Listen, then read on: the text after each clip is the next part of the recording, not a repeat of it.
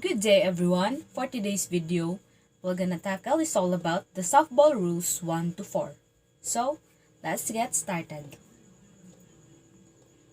Rule number 1, the definitions. So, in the rule number 1, we have 105 sections.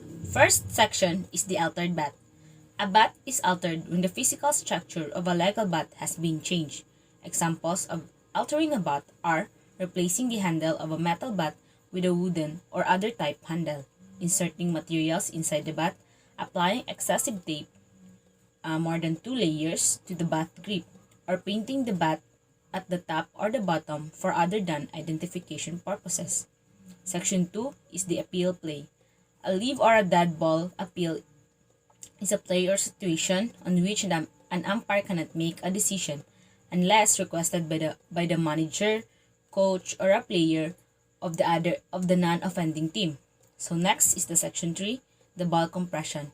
A ball compression is the load force in kilograms the pounds required to compress a softball in 6.5 meters or the 0.25 inches when measured in accordance with the ASTM or the American Society for the Testing in Materials test method for measuring compression displacement of the softballs. So next, the section 4 is the ball coefficient. The ball coefficient of restitution of a softball when measured with the ASTM or the American Society for Testing and Materials test method for measuring the coefficient of restitution of a softballs. So the section 5 is the baseline. A baseline is a direct line between bases. Section 6 is the base on balls. The FP and SP, or the fast pitch and the slow pitch. A base on balls occurs when the 4 pitches are judged by the plate umpire to be balls, including the illegal pitches. The batter is awarded first base. This is sometimes referred to as a walk, which is the fast pitch, the ball is alive, and the slow pitch is the ball is dead. Section 7 is the base path. A base path is a direct line between the base and the runner's position at the time of defensive player is attempting or about to attempt to attack a runner. Next section is the section 8, the batted ball. A batted ball is any ball that hits the bat or is hit by the bat and lands either in a fair or a foul territory. No intention to hit the ball is necessary. Section 9 is the batter. A batter is an offensive player who enters the batter's box, the intention of aiding his team to score runs. He continues to be a batter until he is either declared out by the umpire or he becomes a batter runner. Section 10 is the batter's box. The batter's box is the area to which the batter is restricted.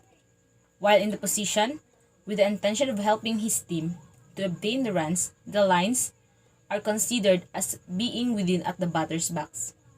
So section 11 is the batter runner. A batter runner is a player who has finished a turn at a bat but has not yet been put out or touched first base. So next is the section 12, the batting order. The batting order is the official listing of offensive players in the order in which members of the team must come to bat. When the lineup card is submitted, it shall also include each player's position. So the section 13 is the black ball. Letter A, a black ball is a batted, thrown or pitched ball that becomes lodged in the fencing or is touched, stopped, or handled by a person not engaged in the game, or touches any object that is not part of the official equipment or a playing area, or is touched by a defensive player who is in contact with the ground that is not part of the playing area. So next is the section 14, the bunt, the fast pitch only. A bunt is a battered ball not swung at bat, intentionally meet with the bat and stop slowly within the playing field. Section 15 is the catch. A catch is legally caught ball, but which occurs when the fielder catches a battered or thrown ball with his hands or a glove. Next is the section 16, the catcher's box. The catcher's box is the area within which the catcher must remain until the fast pitch only, the pitch is released. The lines are to be considered with the catcher's box. B, the slow pitch only. The pitch ball is batted, touches the ground, plate, or batter, or reaches the catcher's box. The lines are to be considered within the catcher's box. The catcher is considered within the box except when touching the ground outside catcher's box. Section 17 is the charge conference. A charge conference takes place when letter A, an offensive conference. An offensive conference is an offensive team requests a suspension of a play or delays play to allow the manager or the other team representative to confer with a member of their team. So letter B is the defensive conference. Defensive conference is a team that requests a suspension of play to allow a representative of the defensive team to enter the playing field to communicate with any defensive player, or a fielder leaves his position and goes to the dugout and gives the umpire reason to believe that he received the instruction. So note section 17, letter B, it is not a charge conference if the coach or the manager notifies that the plate umpire of a change of pitches either before or after communicating with the pitcher. Next is the section 18, the chop ball. A chop ball, hit ball, is one at which the batter strikes downward with a chopping motion of the bat that he ball bounces high into the air. Section 19 is the coach. A coach is a person who is responsible for the team's actions on the field. He represents the team communications with the umpire and the opposing team. A player may be designated as a coach in the event that if the coach is absent, or the player is also a playing coach. Section 20 is the crow hop, the fast pitch only. A crow hop is defined as the act of a pitcher who does not push off from the pitcher's plate to deliver the ball. This is an illegal act if the pitcher steps off the pitcher's plate, thereby establishing a second impetus or starting point, and then pushes off from the new starting point and completes the delivery. Section 21, the dead ball. A dead ball is one that A, touches any object that is not part of the official equipment or official playing area, or a player, persons not engaged in the game, or lodges in the umpire's gear or in an offensive player's clothing, or letter C, the umpire has ruled dead. Next section is the section 22, the defensive team. The defensive team is a team in the field. Section 23 is the delayed dead ball. A delayed dead ball is a game situation in which the ball remains alive until the conclusion of a play. When the entire play is completed, if required, the umpire shall rule a dead ball and enforce the appropriate ruling. It is referred to the Rule Number 9, Section 3. So, Section 24 is the designated player, or the DP, fast pitch only. The designated or the flex player. The designated player is a starting offensive player who bats in the lineup of the flex player listed in the 10th position of the lineup card. Section 25 is the dislodge base. A dislodge base is a base displaced from its proper position. Next is the section 26, the double play. A double play is a play that the defense in which two offensive players are legally put out as a result of continuous actions. So next is the section 27, the dugout. The dugout is an area in a dead ball territory designated for players, coaches, bat boys or girls, and official representatives of the team only. There shall be no smoking in this area. Next is the section 28, the ejection from the game. Ejection is the act of any umpire ordering a player or official of any team member to leave the game, and the grounds for rule a violation for the remainder of the game. Next is the section 29, the fair ball. A fair ball is a legally batted ball which A settles or is touched on over fair territory between home and first base or between home and third base. Letter B, bounce past first or third base on over fair territory regardless of where the ball hits after going over the base. Letter C, touches first, second, or third base. Letter D, while on over or fair territory, touches the person or clothing of an umpire or player. Letter E, first falls on fair territory beyond first and third base. Letter F, while over the fair territory, passes out of the playing field beyond the outfield fence. And letter G, while in flight, hits the foul line pole. Next is the section 30, the fair territory. A fair territory is that a part of the playing field within and including the first and third base foul lines from the home base to the bottom of the extreme playing field fence in perpendicularly upwards. Next is the section 31, the fake tag. A fake tag is a form of obstruction on a runner while advancing or returning to a base by a fielder who is not possession of the ball that impedes the progress of a runner. The runner does not have to stop or to slide, merely slowing down when a fake tag is simulated, while a simulated would constitute the obstruction. Next is the section 32, the fielder. A fielder is any defensive player of the team on the field. Section 33 is the fly ball. A fly ball is any ball batted into the air. Section 34 is the flex player or the FP only. The flex player is the starting player for whom the designated player or the DP is batting and whose name appears in the 10th position on the line-up card. So next is the section 35, the forced out. A forced out is an out which can be made only when a runner loses the right to the base which is occupying because the batter becomes a batter runner and before the batter runner or a succeeding runner has been put out. Section 36 is the forfeit. A forfeit is the act of the plate umpire ruling that the game is over by declaring that the non-offending team is the winner.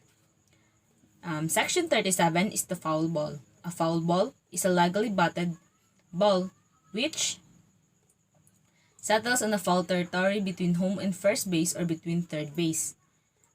B, bounce first or third or over the foul territory. And C is the first touches on foul territory beyond first or third base, while an over the foul territory touches the person's attached or detached equipment of a clothing of an umpire or a player or any object foreign to the natural ground. E touches the batter or the bat in the batter's hand second time while the batter is within the batter's backs. Letter F goes directly from the bat, not higher than the batter's head, to any part of the catcher's body or equipment and is caught by another fielder. And letter G hits the pitcher's plate and rolls untouched to the foul territory before reaching first or the third base. Next is the section 38, the foul territory. A foul territory is any part of a playing field that is not included in the fair territory. Section 39 is the foul tip. A foul tip is a batted ball which A goes directly from the bat to the catcher's hands, B goes not higher than the batter's head, and C is legally caught by the catcher. Note, it is not a foul tip unless caught, and any foul tip that is caught is a strike. In fast pitch, the ball is in play. In slow pitch, the ball is dead. It is not catch if it is a rebound, unless the ball first touched the catcher's hands or a glove. Section 40 is the helmet. A helmet. A must have 2 ear flaps, one on each side, and shall be the type that has safety features equal to or greater than those provided by the full plastic cap with padding on the inside. A liner covering the ears only does not meet the rule specifications. B. Worn by a catcher may be the skull type without the ear flaps. Or letter C. Worn by a defensive player does not need the ear flaps. D. That is cracked, broken, dented, or altered shall be declared an illegal helmet and removed from the game. Next is the section 41, the home team. The home team is the team on whose grounds the game is played. Or if the game is played in a neutral ground, the home team shall be designated by the mutual agreement or by a flip of a coin.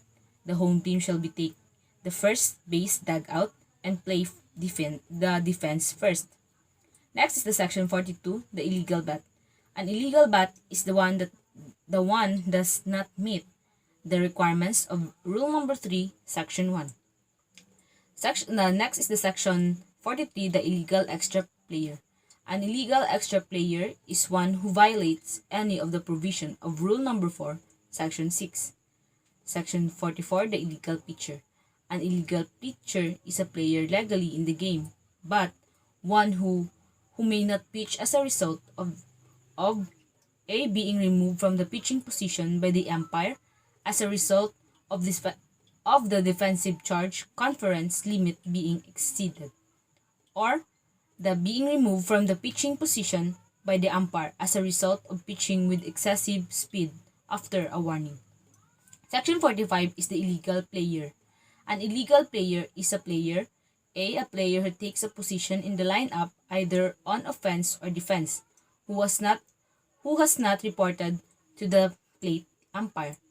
Letter B, a player who takes position on offense or defense who does not have a legal right to that position. So the next section is the section 46, the illegal re-entry. An illegal re-entry occurs when a starting player returns to the game a second time after twice being substituted. B. A starting player returns to the game after being substituted but not in his original position in the offensive lineup. Letter C. A substitute who has likely been in the game returns to the game after being substituted for by either the original starting player or another substitute.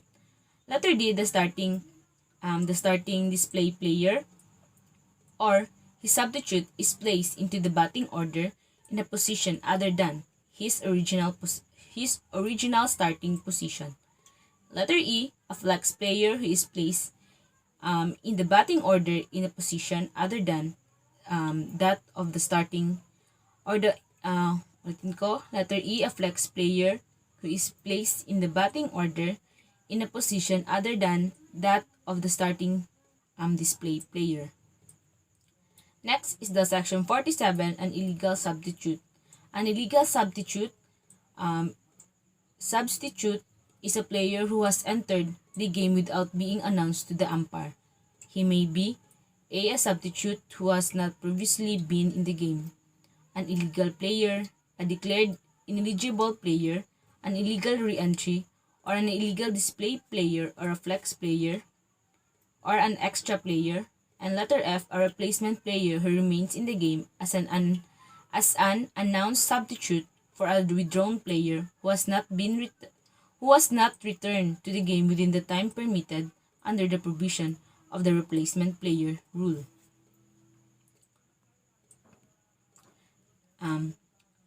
Next is the section 48, the illegally batted ball. An illegally batted ball occurs when the batter hits the ball fair or foul. A. While his entire foot is completely out of the batter's box. Shit. Ulit. Next is the section 48, the illegally batted ball. An illegally batted ball occurs when the batter hits the... Ulit. Next is the section 48, the illegally batted ball. An illegally batted ball occurs ulit. Next is the section 48, the illegally batted ball. The illegally batted ball occurs when the batter hits the ball, fair or foul. A. While his entire foot is completely out of the batter's box on the ground when he makes contact with the ball. Letter B. While any part of the batter's foot is touching home plate when he makes contact with the ball. It is called illegally batted ball. Letter C. While contacting the ball with an illegal, not approved, or altered bat. And letter D. After he steps with either foot entirely out of the batter's box and returns and makes contact with the ball while within the batter's box. Section 49 is the illegally caught ball. An illegally caught ball occurs when a fielder catches a batted, thrown, or pitched a ball with his cap, mask, glove, or any part of his uniform while it is detached from its proper place. Section 50 is the ineligible player. An ineligible player is a player who may no longer legally participate in the game because the umpire has removed him. An ineligible player may no longer participate as a player but may continue in the game as a coach. Next is the section 51, the ineligible replacement player. An ineligible replacement player is a player who may not enter the game to replace a player who must leave the game to attend to an injury that has caused bleeding. An eligible replacement player is one who A. has been removed from the game by the umpire for a violation of a rules, B. is in the current lineup, and C. is not in the current lineup but eligible to re-enter the game. Section 52 is the in-flight. An in-flight describes any batted, thrown, or pitched ball that has not yet touched the ground or some object other than the fielder. Next is the section 53, the jeopardy. In jeopardy is a term indicating that the ball is in play and offensive player may be put out. Section 54 is the infield. The infield is that portion of the field in a fair territory that includes areas normally covered by the infielders. Next is the section 55, the infielder. An infielder is a defensive player including the pitcher and the catcher, who is generally positioned anywhere near or within the lines of the base path, forming fair territory. Section 56 is the infield fly.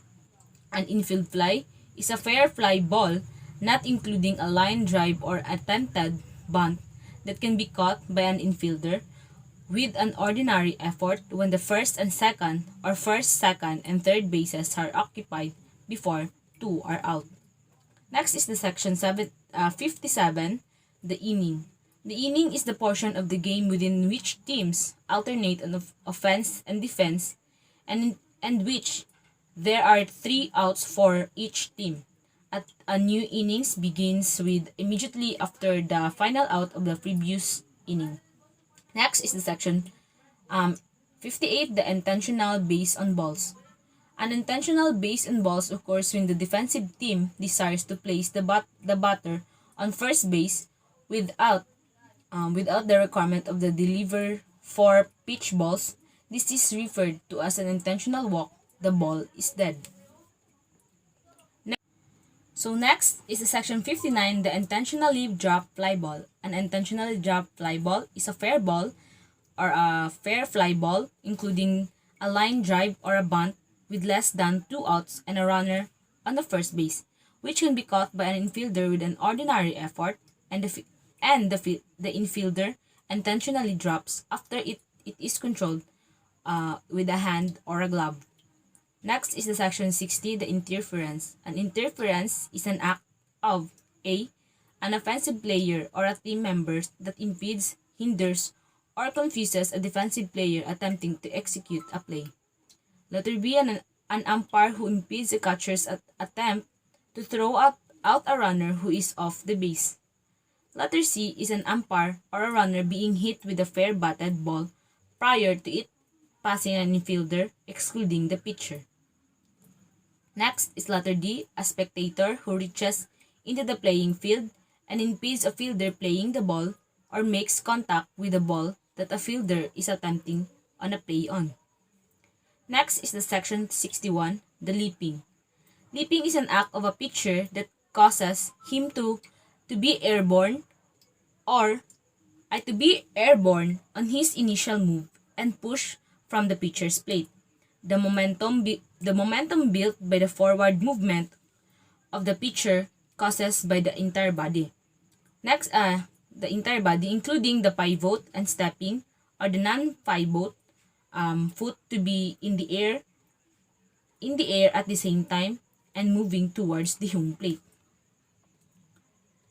Next is the section 62, the legal touch or the tag. A legal touch or a tag is the action of a fielder in touching or tagging. A. A batter runner or a runner who is not in contact with the base with the ball securely held in his hands or a glove. B. A base with the ball securely held in his hands or a glove. The base may be touched or tagged with any part of the body to be a legal touch tag. Example, the fielder could touch or tag the base with a foot, with a hand sit on the base, and etc. Next is the section 63, the legally caught ball. A legally caught ball occurs when a fielder catches a batted, thrown, or a pitch ball provided it is not caught in the fielder's cup. Not in the fielder's cup, helmet, mask, protector, pocket, or other part of his uniform. It must be caught and firmly held in the hand or a glove. Section 64 is the line drive. A line drive is a ball in flight that is batted sharply and directly into the playing field.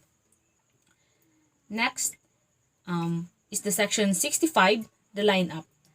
Lineup and the lineup card. A lineup is the list of players who are currently involved playing offensive and defensive position in the game, including the display player and the flex player, and the extra player or the SP only if being used. The lineup card will contain first the last name, first name, position, and uniform number of the starting players in the lineup, and the last name, first name, and the uniform number of available substitutes, and third one, the last name and the first name of the manager. Next is the section 66, the obstruction. Obstruction is the act of a defensive player or a team member who hinders or prevents a batter from striking or hitting a pitch ball.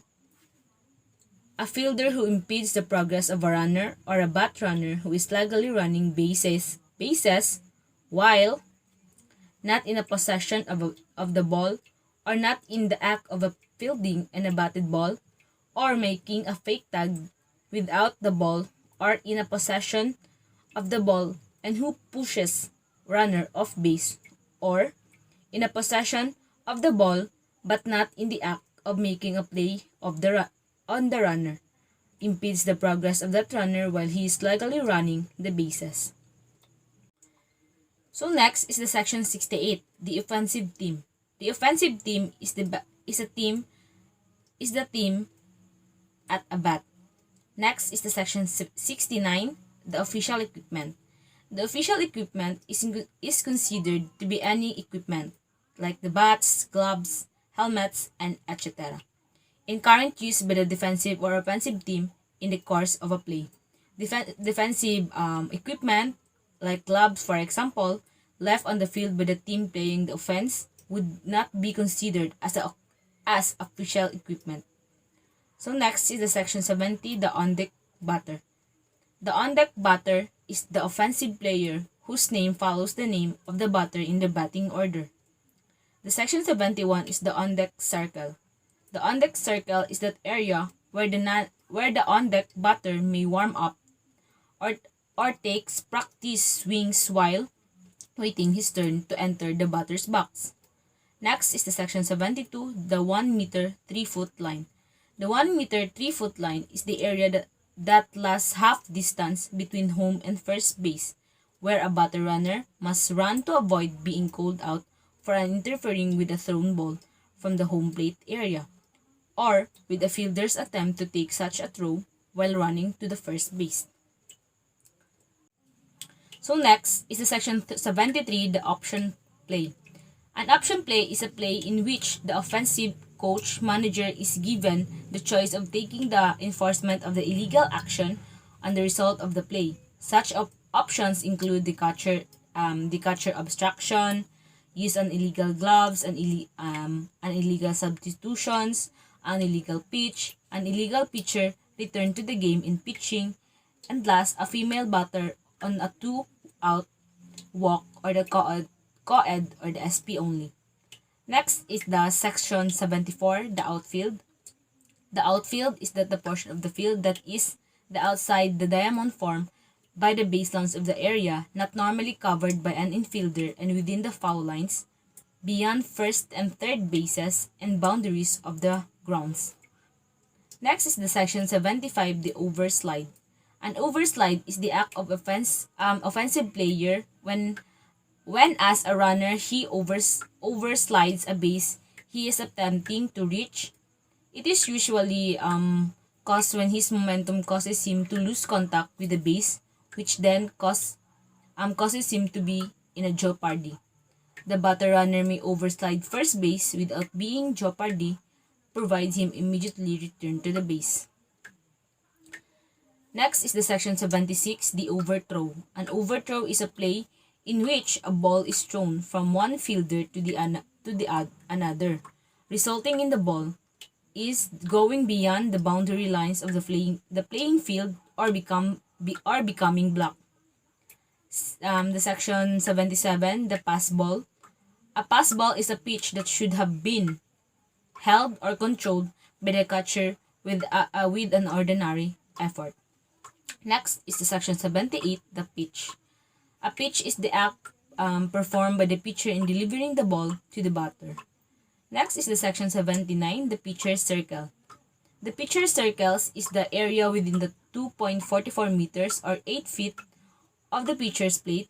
The lines are considered within the circle. Next is the section 80, the pivot foot.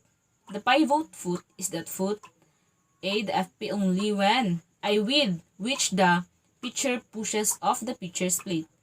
Next is letter B, the SP only, which, when placed in contact with the pitcher's plate by the pitcher, must remain in contact with the pitcher's plate until the pitch ball is released. Next is the section 81, the play ball. The play ball is the term used by the plate umpire to indicate that the play shall begin or resume when the pitcher holds the balls and it is within the pitcher's circle, and B, it is on or near the pitcher's plate. All defensive players, except the catcher who must be in the catcher's box, must be in a fair territory to put the ball in play. Next is the section 82, the pre-game meeting. The pre-game meeting is a meeting held at the home plate area at a determined time between the umpires and the head coaches, managers, or team representatives of the respective teams. This meeting is held to A, confirm and approve the lineups of each team and to distribute a copy to the opposition, and B, review any special grounds rules that may be applicable. Next is the section 83, the protest.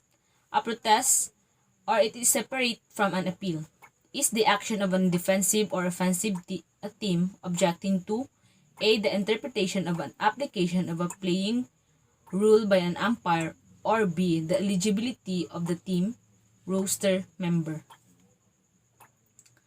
Next is the section 84, the quick return pitch. A quick return pitch is one made by the pitcher with the obvious attempt to catch the batter off balance. This would be before the batter takes his desired position in the batter's box or while he is still off balance as a result of the previous pitch. Next, the section 85, the re-entry. Re-entry is an act of any that the starting players returning to the game after being legally or illegally substituted. Next is the section 86, the removal from the game. Removal is the act of an umpire declaring a player ineligible for further participation in the game other than as a coach as a result of an infraction of the rules. Note, any person so removed may continue to sit on the bench but shall not participate further in the game except as a coach. Next is the section 87, the replacement player. A replacement player is a player required to enter the game or defined period of time to replace a player who must leave the game and to attend an injury that is causing bleeding. Letter A, the replacement player may be a listed substitute who has not yet been in the game, or a listed substitute who has been in the game but subsequently substituted from the game, or a starting player who is no longer in the lineup and who is no longer eligible to re-enter the game. B, a replacement player is not classified as a substitute but must be reported to the umpire.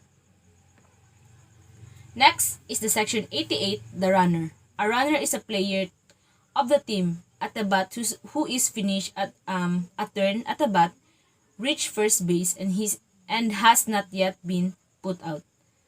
Next is the section 89, the slap hit. A slap hit is a batted ball that has been struck with a controlled short, chopping motion rather than with a full swing. The two most common types of a slap hit are those in which the batter takes his stance as if the bunt, but then either drives the ball into the ground with a quick short swing or punch hits the ball over the infield. Next is the running step within the batter's box towards the pitcher before making contact with the pitch with a quick or short swing or a punch that they hit the ball over the infield. Note, a slap hit is not considered to be a bunt. Next to the section 90, the squeeze play. The squeeze play, only the flex player. A squeeze play is a play in which the offensive team with a runner on a third base attempts to score that runner by means of the batter contacting the ball. Next is the section 91, the starting players. Starting players are players listed on the official lineup given to the umpire-in-chief or the appellate umpire. Next is the section 92, the stealing. Stealing is the act of a runner attempting to advance during or after a pitch to the batter. Stealing is not allowed in a slow pitch. Next is the section 93, the strike zone. FP only. The strike zone is that a space over any part of a home plate between the batter's armpits and the top of his knee when he assumes his natural batting stance. Next is the letter B, the SP only. The strike zone is that space over any part of the home plate that is between the batter's back shoulder and his knees when he assumes his natural batting stance. Next is the section 94, the substitute. The substitute is a player listed on the official lineup card who is A, a non-starting player who has not been in the game other than as a replacement player. B, a starting player who has left the game once and who may legally return to the lineup. Note to the letter B, this is referred to as a re-entry, and the player may only return to his previous position in the batting order. Next is the section 95, the tagging up. Tagging up is the action of a runner returning to his base or remaining on his base before he really advanced on a batted fly ball that is first touched by a fielder, not to be confused with the action of a fielder tagging a base or a runner. Next is the section 96, the team member.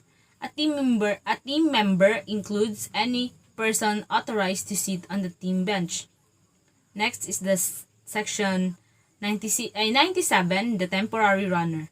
The temporary runner is a player who may run to the catcher or record from the preceding half inning, who is now on a base with 2 out. The use of the temporary runner is optional for the offensive coach. The temporary runner must be the player who at the time of taking the option is scheduled to the bat last and is not on the base at the time option is taken. Next is the section 98, the throw. A throw is the act performed by a fielder when throwing the ball to the other fielder. Next is the section 99, the time. Time is the term used by the umpire to order the suspension of a play during the ball is dead. Section 100 is the trap ball. A trap ball is a legally batted fly ball or a line drive that hits the ground or a fence prior being caught, or a legally batted fly ball that is caught against a fence with a gloves or a bare hand, or a thrown ball to any base for a force out which is caught with the gloves over the ball on the ground rather than under the ball. Or last, a pitch ball that touches the ground on a strike prior to the catcher catching it. Next is the section 101, the triple play. A triple play is a continuous action play that the defense on which 3 offensive players are put out. Section 102, the turn at bat. The turn at bat begins when a player first enters the batter's box and continues until the batter is put out or became a batter runner. Section 103, the wild pitch. A wild pitch is a pitch so high, so low, or so wide of the plate that the catcher cannot or does not stop and control it with any ordinary effort. Next is the section 104, the wild throw. A wild throw is a play in which a ball is thrown from a fielder to the another and cannot be caught or controlled, is not blocked, and remains in a play. Next is the section 105, the withdrawn player. A withdrawn player is a player forced to leave the game or in the lineup in accordance with the replacement player ruling. So next is we will proceed to rule number 2, the playing field. Section 1, the playing field. A ball is considered outside the playing field when it touches the ground, person, or on the ground object outside in the playing area. It is the area within which the ball may be legally played on a fielded. Next, the section 2, the ground or the special rules. The ground or a special rules establishing the limits of the playing field may be agreed upon by leagues or opposing teams whenever backstop, fences, stands, vehicles, spectators, or other than obstruction are within the prescribed area. Next is the section 3. The official diamond shall have a baselines and pitching distance as set out in the distance table. Note if during the game the base distance or the pitching distance is found to be at the wrong distance, correctly the error of at the start of the next full inning and continue playing the game. Next is the section 4, the diamond layout. For the layout of the diamond, refer to the drawing showing official dimension of the softball diamond in the appendix. Appendix 1A, a detailed instruction to lay out of the diamond with the 18.29 meters or 60 feet baseline and 14.02 meters or 46 feet. Pitching distance can be found in Appendix 3. Dimension in the Appendix 3. Next is the rule number 3, the equipment. So the equipment in the rule number 3 is the section 1, the official bat. An official bat shall be one-piece construction, multiply piece permanently assembled two or piece interchangeable construction. If the bat is designated with the interchangeable component, it must be meet the following criteria. So next is the mating components that must have unique locking key to prevent uncertain equipment combinations in the field. So it shall be a metal, bamboo, plastic, graphite, carbon, magnesium, fiberglass, ceramic, or any other composite materials approved by the ISF Equipment Standard Commission. It can be laminated but must contain only wood or adhesive and have a clear finish, or it finish shall be round. It shall be round or shall be smooth. Shall not be more than 84.44 centimeter or 34 in long, nor exceeded 1,077 kilograms or 38 ounces in weight. Next is the section 2, the warm-up bats. The warm-up bat must be a one-piece construction, and it shall be complied with the safety grip and safety knob requirements of the official bat. It may be marked warm-up in a 3.2 centimeters or 1 1/4 inch, or in the letters on the barrel end. The barrel end must be excess 5.7 cm or 2 1/4 inches. So next is the section 3, the official softball. Shall be a regular, smooth, seam, concealed, stitch, or a flat surface ball. Shall be have a center core made either number 1 quality long fiber kapok, a mixture of a cork and a rubber, polyurethane, the polyurethane mixture, or other materials approved by the ISF Equipment Standards Commission. Next is the section 4, the gloves in the mitts. Any player may be wear a gloves, but only a catcher and a first baseman may use mitts. Next is the section 5, the shoes. All team members must wear shoes.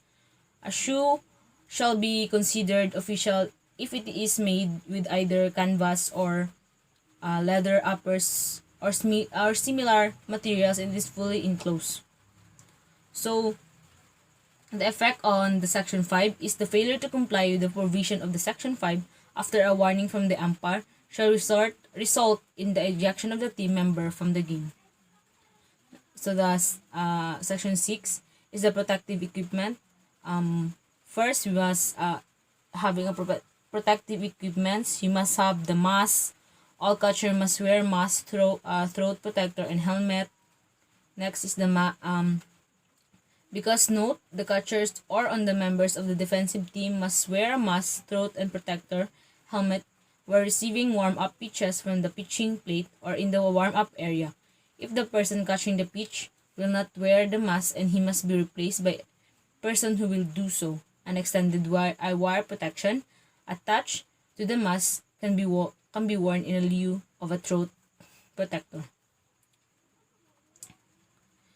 Next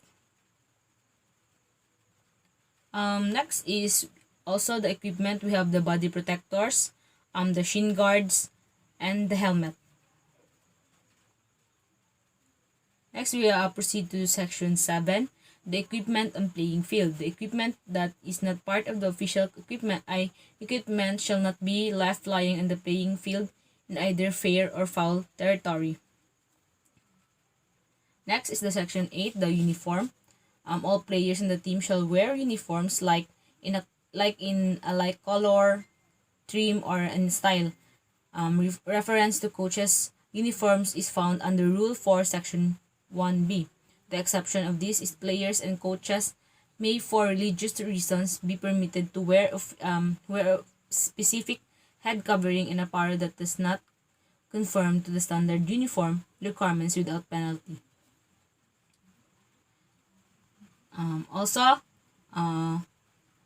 in the uniform, we have player must have the cups, the undershirts, pants or the sliding pants, the numbers, an Arabic number or constructing color of least 15.2 cm or 6 in high must be worn on the back of all uniform shirts. Then the names, individual names may be worn above the numbers of the back of all uniform shirts. The cast, note any exposed metal other than a cast may be considered legal if adequately covered by a soft material tape and approved by the umpire. Next, this last equipment is the distracting adornments. It not be no exposed items including the jewelry judged by the umpire to be distracting to the opposing players may be worn or displayed. The umpire shall require to the item to be removed or covered. So, kailangan siyang i-alisin. If a player refuses to comply with the provision of Section 8, then the player will be removed from the game. Section 9 is the all equipment. Notwithstanding of the foregoing, the ISF reserves the right to withhold or withdraw approval of any equipment which the ISF's sole determination significantly changes the characters of the game, affect the safety of the participants or spectators, or render a player's performance more a product of his equipment rather than his individual skills. Next is the rule number 4, the coaches, players, and the substitutes. Section 1 is the coaches. The head coaches is responsible for designing the lineup card. B. Coaches must be neatly attired, including the wearing of suitable footwear and dress in team uniform in accordance with the color code of the team. If a coach wears a cap, it must be approved. Headgear caps are mandatory for all coaches. So the exception of this is a coach may leave the coach box to signal runner to slide, advance or return to a base, or move out the fielder's way as long as he does not interfere the play. Next, and Section 2, the lineup cards and roosters. An official lineup cards are to be completed and submitted to the official scorer and the plate umpire at the start of the game. The plate umpire retains the card during the duration of the game. Next is the Section 3, players. Section 3, the players. A team shall consist of players in the following position: fast pitch, 9 players; pitcher, the F1, catcher F2, first baseman F3, second baseman F4, third baseman F5, shortstop F6, left fielder F7, center fielder F8, and the right fielder the F9. Fast pitch with the designated player, the DP, 10 players, same as fast pitch plus a DP. Next is the slow pitch, the 10 players in the slow pitch. The pitcher F1, catcher F2, first baseman F3, second baseman F4, third baseman F5, shortstop F6, left fielder F7, left center fielder F8, right fielder F9, and right center fielder F10. So a slow pitch with an extra player, 11 players, same as slow pitch plus an EP, extra player who bats in the lineup. Next is the co-ed slow pitch, 10 players, 5 male and 5 female, with the following positioning requirements: 2 male and 2 female in both infield and the outfield, and 1 male and 1 female pitcher or a catcher. Number 6 is a co-ed slow pitch with the extra players, 12 players, 6 males and 6 female. Same as co-ed slow pitch plus 2 extra players to bat in the lineup. So next is the Section 4, starting players. A starting player shall be official when the lineup card is inspected and approved by the plate umpire and team representative at the pre-game meeting. Next is the Section 5, designated player. A designated player is referred to as DP, may be used as a batter for any defensive player provided is made known prior to the start of the game, and his name is entered at the lineup sheet as one of the 9 hitters in the batting order. Next is the section 6, the extra player. An extra player, referred to as an EP, is an optional, but if one is used, it must be known as a prior to the start of the game, and the player's name listed on the lineup card as one of the 11 hitters in the batting order. Next is the section 7, the re-entry, and any of the starting players may be substituted and re-enter once, provided such as player occupy the same thing, batting or the position whenever they are in the lineup. Exception of this, if the starting player currently not in the lineup, it is brought into the lineup as a replacement player. Next is the section 8, the substitutes or the illegal player. A substitutes or take place of a player whose name is in his team lineup. The following regulation governed by the substitution. Next is section 9, the disputed calls, in which any member of the team disputing any judgment decision by an umpire will constitute a team warning. Any repeat of offense shall be result in the ejection of the team member. Next is the section 10, the dugout conduct. Coaches, players, substitutes, or other bench personnel shall not be outside the designated dugout area except when the rules allow or when considered justified by the umpire. Note, this includes players other than the on-deck batter who must remain in the on-deck circle at the start of the game, between the innings, or when a pitcher is warming up. B. There shall not be smoking in the designated dugout area. So the effect of the section 10 is the first offense is a team warning. Any repeat offense shall result in the ejection of the team member. So next is the section 11, the replacement player. In the event of any player bleeding during the game, the player must be withdrawn from the game. If the bleeding cannot stop within a reasonable length of time, or his uniform become covered with the blood, the withdrawn player shall not return to the game until a bleeding ceases, the injury clean and covered, and if necessary, his uniform replaced. Note, if a change of numbers is required due to the uniform shirt, there is no penalty, but the umpire should be noticed of the new number. Next is the section 12, the temporary runner. A temporary runner is a legal for a catcher or record the previous half inning who is on base with 2 out. The following provisions apply. It is optional for the offensive team manager. The temporary runner may be used anytime after the second out occurred. The temporary runner is the player scheduled to the bat last and who is not on the base at the time and the option is taken. Note, if an incorrectly player is used as temporary runner, the error shall be correct when the notice is without penalty. Next is the section 13, the violation and penalties. Team members shall not make disparaging or insulting remarks to or about opposing players, officials, or spectators, or commit other acts that could be considered unsportsmanlike conduct.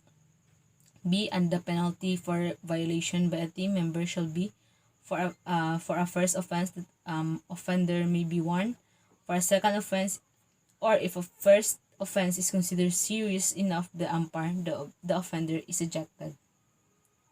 So note, in the event head coach is ejected from a game, he shall submit to the umpire that the name of the person who is not assume the head coach duties from the remainder of the game. So that's end my slide. Thank you for listening.